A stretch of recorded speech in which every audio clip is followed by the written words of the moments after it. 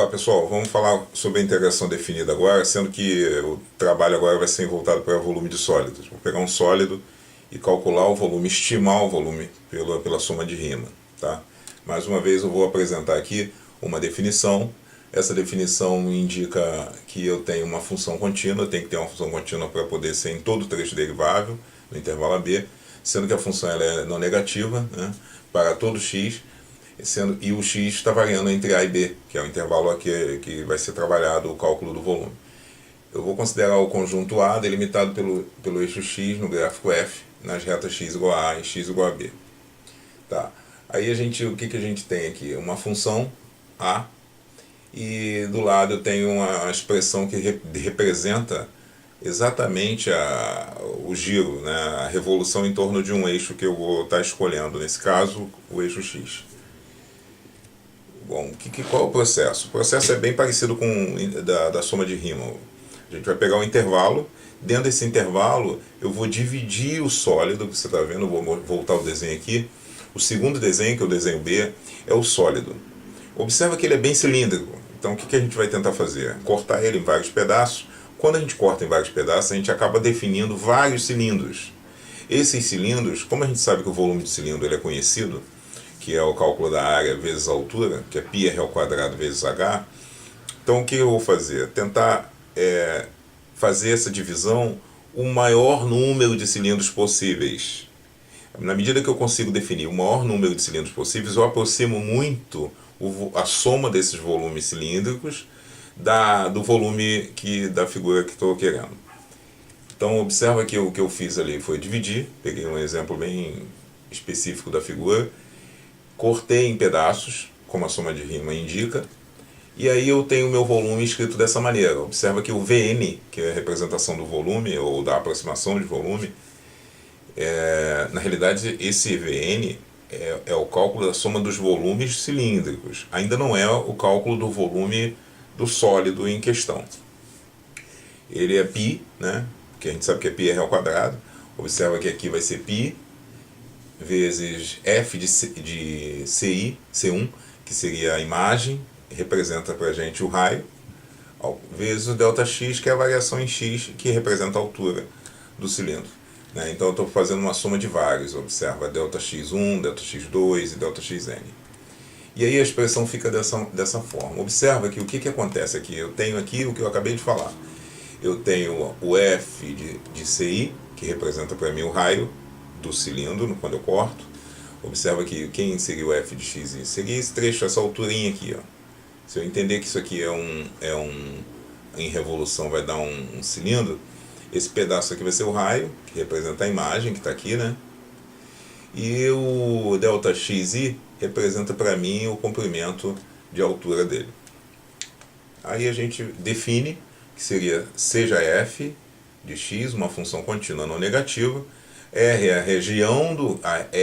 região do gráfico F de A até B. O volume do sólido B, gerado pela revolução de R, em torno do eixo x, ela é definida dessa forma. Observa que agora aparece a característica mais importante da soma de rima, que é a aproximação. A aproximação aqui é onde envolve essa expressão do limite. Bom, a expressão toda até aqui, ela representa a soma de todos os volumes dos cilindros que a gente cortou. Quando eu coloco o limite, eu estou fazendo com que esses comprimentos de altura do cilindro, que na realidade o ΔX é o comprimento de altura, chegue muito perto do zero, e aí eu me aproximo muito da figura que eu tenho. Né? E aí a gente transforma isso na integração, no teorema fundamental do cálculo, usando a integração de A até B com π f de x² dx. Vamos ver o primeiro exemplo. Bom, nesse primeiro exemplo, eu tenho uma função x² mais 1, eu estou pedindo para determinar o volume do sólido gerado em revolução em torno do eixo x. É importante que seja explicitado em torno de que eixo que a gente está trabalhando, porque é a partir daí que a gente vai querer saber como é que a figura vai ser formada. E o intervalo entre -1 e 1. Tá? Nesse caso é em torno do eixo x, então x está variando entre -1 e 1. O gráfico está sendo, eu coloco aqui, observa que a função, a revolução, ela se dá assim, ó. Se a gente pegar isso aqui, o gráfico, ele fica, o 1 está aqui, né, e o menos 1 está aqui. A figura vai fazer uma revolução assim, né? Vou ter uma figura aqui cujo volume é esse aqui. Bom, para determinar o volume disso, eu vou pegar o π, multiplicar pela integral variando de menos 1 até 1, da função x ao quadrado mais 1 ao quadrado, dx. Certo? Vamos calcular esse teorema, esse produto notável primeiro. Então a gente vai ter π vezes a integral, continua menos 1 até 1, de x à quarta mais 2x ao quadrado mais 1 dx. Observa que o que eu fiz, a única coisa que eu fiz foi aplicar o produto notável. Então o meu volume, ele vai se dar pelo π, que multiplica o cálculo da minha integral, vai ficar, a antiderivada vai ficar x à quinta sobre 5, mais 2x ao cubo sobre 3, mais x. Né? Isso variando de menos 1 até 1. Se fizermos essa substituição devida, a gente vai ter o π, que multiplica, o primeiro passo seria 1 sobre 5, mais 2 terços, mais 1. Menos a substituição do menos 1 agora. Se eu substituir o menos 1, eu vou ter menos 1 sobre 5, menos 2 sobre 3, menos 1. Tá? Aí o que eu tenho aqui? O volume, então, vai ser π. O resultado dessa expressão com MMC vai ficar 3 mais 5, vai dar 28 sobre 15. Né? Se você quiser conferir, é só você observar que aqui vai dar um 3, que vai dar 5, que o mínimo é 15. Aqui vai dar 15. Então vai dar 3 mais 5, 8. Com mais 15, 23. Na realidade não é 3 mais 5, né? 3 mais 10. 3 mais 10 dá 13. E ainda dá 28. Aí eu tenho aqui do outro lado a mesma coisa, só que com sinal trocado. Então a gente vai fazer menos, com o sinal de menos da soma aqui, então vai dar mais. O mesmo valor, 28, 15 avos. Certo? Então isso resulta em 56, 15 avos, π, unidade de volume. Então esse seria o volume formado pelo sólido em revolução dessa função x ao quadrado mais 1. Tá bom? Vamos para mais uma questão. Esse exemplo envolve uma função trigonométrica. Bom, a função trigonométrica ela sempre é mais delicada porque você precisa de substituição no cálculo da integral, porque ela não vai ser uma função direta. Se a gente olhar para o gráfico da função seno, a função do seno é à esquerda e à direita eu tenho ela em revolução. A revolução dela dá uma bola, quase uma bola de futebol americano, né? A forma que dá. O cálculo para determinar o volume não muda nada. Então vai ser o seguinte: eu vou ter o volume V como sendo a integral de 0 até π, porque a função aqui x varia de 0 a π. Não esquece que aqui eu também estou em torno do eixo x, da função seno ao quadrado de x dx, multiplicado tudo por π, certo? Bom, o que a gente sabe por identidade trigonométrica é que seno ao quadrado de x é igual a 1 menos cosseno de 2x dividido por 2. A gente pegando isso, substituindo ali, a gente vai ter que o nosso volume vai ser a integral de 0 até π, vezes π, né? De 1 menos cosseno de 2x dividido por 2, dx. Isso vai dar x ao quadrado, x sobre 2, menos seno de 2x sobre 4, variando isso tudo de 0 até π. Claro que não podemos esquecer do π que está multiplicando aqui.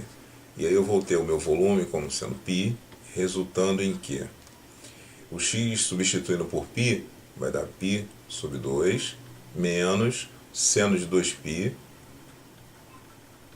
sobre 4, né? Menos a substituição do zero. Vai ficar 0 menos seno de 0 sobre 4. colocar um colchete aqui para separar, que o π tem que multiplicar por todo mundo. Então o meu volume, ele vai ser nada mais do que o π sobre 2. Aí a gente vê que isso aqui, o seno de 2π é zero, né? O seno de zero é zero. Então a gente só tem zero para cá, né? Então a resposta seria π sobre 2 vezes π, que vai dar π ao quadrado sobre 2 unidade de volume. Esse seria o cálculo do volume da função seno de x variando de 0 até π. Certo? Vamos para um último exercício, onde nesse exemplo eu coloco uma função. Observa que o que está acontecendo agora é que eu peço para calcular o volume do sólido que obtém região limitada entre y de x ao cubo, y igual a 0, que é o eixo x, e x igual a 1. Tudo bem. Bom, então a minha função é essa aqui. A diferença, o que acontece de diferente nesse exercício? Que eu estou girando em torno do eixo y. Muita atenção para isso, né? A determinação de quem você vai fazer o giro, como eu já falei, é extremamente relevante na resolução da questão. Então o eixo aqui, o eixo y. Então a minha revolução, vou tentar fazer aqui, a revolução ficaria assim, ó. Eu teria uma figura que ficaria com esse perfil aqui, né? Essa, na realidade, o volume que eu estou querendo é o volume externo aqui, né? É o volume do lado de fora, é entre o gráfico e o eixo x e a reta x igual a 1. Beleza, como fazer isso? Primeiro, se eu estou fazendo em torno do eixo y, tem que escrever a função em relação a y, certo? Como eu percebi aqui que a função é y igual a x ao cubo, então a gente pode escrever isso dessa forma, x como sendo raiz cúbica de y, certo? O que é o mesmo que escrever que isso é o y elevado a 1 sobre 3. E aí, como eu estou vendo aqui, o y está variando da onde até onde? De 0 até 1. A variação aqui em y é de 0 a 1. Né? 0 aqui e 1 aqui. Aí eu vou e calculo o meu volume. O meu volume então vai ser π, que multiplica a integral de 0 a 1, da função y, que nesse caso é y elevado a 1/3, só que isso tudo é elevado ao quê? Ao quadrado dy.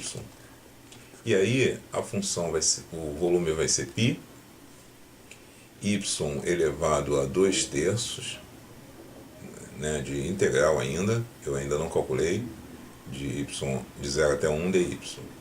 Agora sim, calculando a integral, ficaria y elevado a 2/3 mais 1, vai dar 5/3,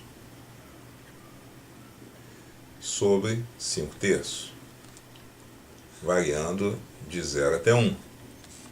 No meu volume, então vai ser π vezes 3/5 vezes y elevado a 5/3, variando de 0 a 1.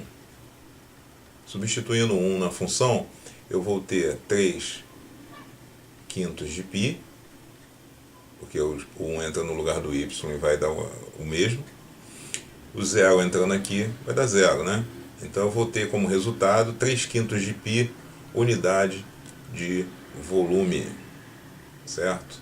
Então essa seria a solução dessa questão em torno do eixo y.